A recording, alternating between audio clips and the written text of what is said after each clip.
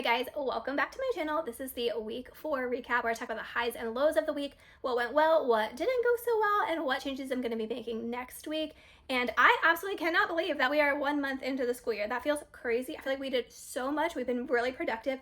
We've got a good rhythm down, a good routine going, which only means one thing, that chaos is about to ensue. And for us, that chaos is the entire month of September. We have so much going on between a massive birthday party, my parents being in town, going out of town for a vacation, and so it's just gonna be like, hold on tight, let's see if we can survive the next month and get through it. It's definitely not going to look pretty, but I'm gonna bring you along for the ride so you can see what real life homeschooling looks like when chaos is happening all around you, your schedule is completely thrown off. So if that is something that you're interested in because you want to have those Me Too moments, make sure you subscribe so you don't miss any of those updates. And in case you're new here, hi, I'm Chelsea, a former teacher, now homeschool mom. This is our 5th year homeschooling. I have a 3rd and 4th grader. We are an eclectic homeschool family, so we do a lot of different things around here. One of them being hands-on lessons. I love hands-on learning. I love sharing it with you. So if that is something that you are interested in or you want to learn more about, you're definitely not going to want to miss any of those videos. I just posted a video all about how I walk through my curriculum to make hands-on lessons, what I'm taking off the worksheet, what I'm keeping on the worksheet, what I'm ditching altogether. So there's a lot of information there. It's really great if you are just getting started, want to figure out how to make hands-on lessons.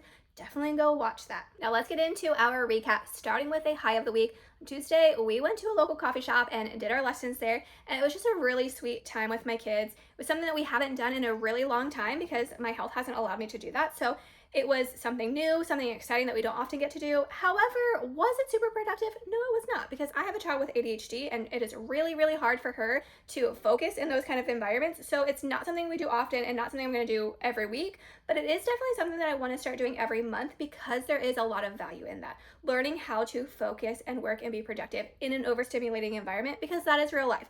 So I love homeschooling because I can perfectly curate our space to fit her needs, but also I need to prep and prepare her for the real world, which is that. So I want to do more of that just to help with that, like learning to focus and cope in that kind of environment, but also not so regularly that it throws off our whole routine, because I definitely want to still value and protect our academic time. Which leads me into the low of the week, because the coffee shop was to make up for the low. The low was Monday. I had a bad attitude and I did not show up as my best self for my kids and our homeschool, and I yelled at the kids again. I was really irritated about their lack of follow through, which is definitely something that we need to keep working on just in general, not homeschool related, but parenting life. Is my kids lack the follow through. They listen and they know what you said, but they don't execute and finish the task of what you asked them to do. And that was how our Monday started. So I was irritated and frustrated, yelled at my kids, and I just don't like to do that. And so I went to the coffee shop to kind of restart our week, because the low was definitely mom getting frustrated and yelling at them. This is the 2nd week in a row that I did that. Can you tell it's something that I definitely need to work on? I need to show up better for my kids and be better.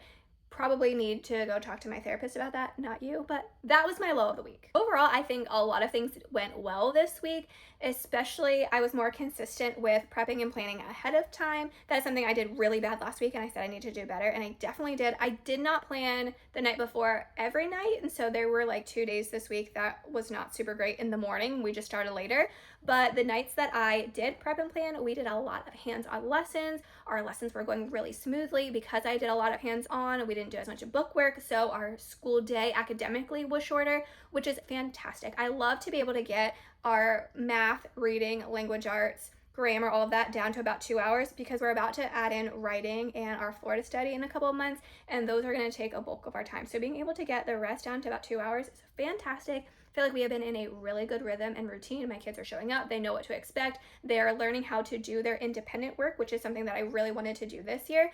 And so overall, that feels really, really good. Also, getting into a good routine with BJU. This is our 1st year using a formal reading curriculum, because I did all about reading the last couple of years.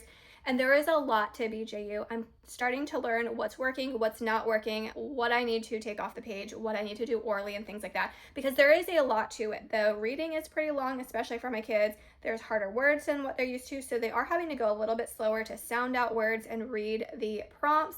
And then also the worksheets, which I have shared before, my kids absolutely hate. I did just share a YouTube video all about how I take that off the page and make it hands-on, and what I'm keeping, what I'm ditching, and what I'm making hands-on. So if you're interested in that, you definitely go watch that, because I did break down our actual lessons from this week and what I did. But BJU has been the hardest thing for us to adapt to, just because it's so different from what we have done in the past. And I have mentioned before, the teacher's guide is meant for classroom use, so there is a lot to sift through. It's kind of a headache, so I feel like we're slowly getting the hang of it, but there's definitely room for improvement there. So I'm going to continue tweaking things, trying different things out next month, although I did say that next month is crazy, so we might even forget about it all of next month. Who knows? Now for things that did not go so well this week, for us, it was spelling. I need help with spelling. So if you have great spelling activities or things that work really well for your kids for spelling, please let me know in the comments because I also need help with that. This week, I had planned a whole bunch of different spelling activities. They wrote it in a sand tray. They unscrambled the words. They put them in alphabetical order. It was like a lot of work with those spelling words. And you know what? I had one kid get a 70% on their spelling test and another kid get a 30%. So you know what that tells me? Those activities didn't work. And so I kind of feel like I need to go old school and they just need to practice writing them repeatedly over and over. I don't want to do that. So if you have a better idea for me, please let me know. But I kind of think the old school way works. And so I'm going to try it out next week and see if it helps. Our spelling is atrocious. My kids can read well, but their spelling is awful. Another thing I need to do better at that did not go so well this week was being consistent with our read aloud and our Bible time. I like to do those in the afternoon. I typically do them during our lunchtime after we've already done all of our other things. And we listen to one chapter of the Bible and then I read aloud a chapter or two depending on what we want. But this week we had a lot of things going on in the afternoon. So we either didn't have lunch together or we had lunch and had to run out the door. So I was very inconsistent with our reading in Bible. I think we did it 2, maybe 3 out of the 5 days. And I would like those to be 5 days. So next week, I am definitely going to be more consistent with that. Maybe try to do the Bible first thing in the morning instead of waiting till the afternoon. And then we can do a read aloud anytime. But I definitely want to put more emphasis on that because especially now that my kids are reading independently and they're doing their reading lessons mostly by themselves, we're not reading together. And I really, really enjoy that. I love talking books with my kids. I love hearing their thoughts and opinions on the stories that we're reading. So I want to make sure that I stay consistent with that read aloud. So definitely need to do a better job of that. I will definitely be changing spelling next week, trying to figure out something that is going to help them with that spelling and be a stronger speller. And then another thing we're changing next week is we are adding a vet equine class. And it's going to be during the day on Tuesday, which is definitely going to throw off our schedule. That is one of the things I was talking about. That's going to make our life a little bit chaotic because we're now going to be doing school in the afternoons on Tuesdays.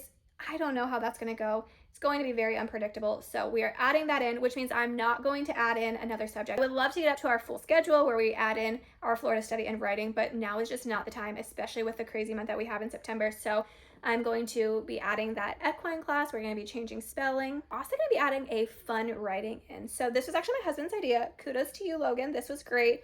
We bought both of them a writing journal and they're going to be writing things that they are actually excited about. So my daughter has these like little horse figurines that she's passionate about. She loves it. She has a whole setup in her room and I'm going to use the little instant camera. She's going to print out the picture of her horses and then she's going to document it like a journal. She wants to be a veterinarian.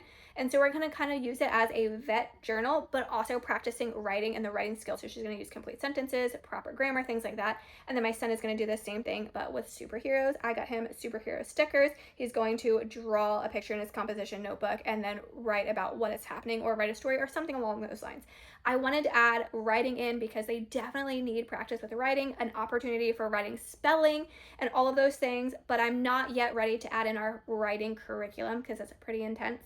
So this is just a simple way that I'm adding writing into it, but making it fun. I will keep you updated on that because I think my kids are going to like it, but also it's writing and my kids hate writing, so maybe they won't. That was our week, our highs and lows, what went well, what didn't go so well, and what I'm going to be changing next week. And I want to know, what are your highs and lows of the week? What went well, what didn't go so well, and what are you going to be doing differently next week? I love to hear how your homeschooling is going. I love sharing with you how my homeschool is going, the ins and outs, what I'm working on for myself while I'm working in my homeschool, because there's so much value and reflection, and I think doing it together is an awesome opportunity for all of us to grow as homeschool moms. So if you enjoyed this week's recap, I hope that you will like and subscribe so you can see all of the other videos. Go check out some of the other videos I have on my page for how I set my whiteboard, my book hauls, the curriculum that I'm using, all the things. And don't forget, Sunday, a new episode of Homeschool After Hours drops. And this week, my husband is going to be a brand new first-time homeschool parent trying out different reading curriculums and figuring out which one is user-friendly for a first-time homeschool mom. So you definitely are going to want to stay tuned and check that out.